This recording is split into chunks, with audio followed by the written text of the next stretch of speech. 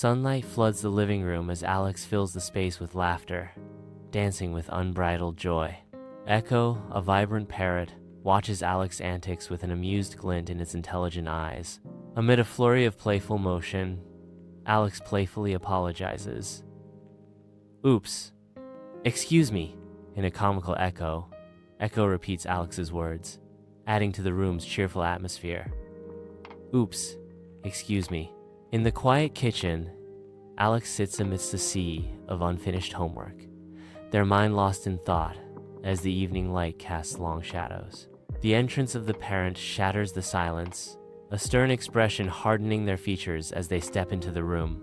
In a moment of desperation, Alex cries out, "But the dog ate my homework!"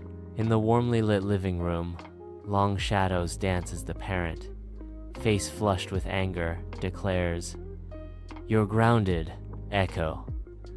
The parrot perched silently on its stand, echoes the parent's words, intensifying the moment's absurdity. Alex whirls around, erupting in frustration. "Stop copying me." The parent, mirroring Alex's outrage, retorts with equal vehemence. "Stop copying me."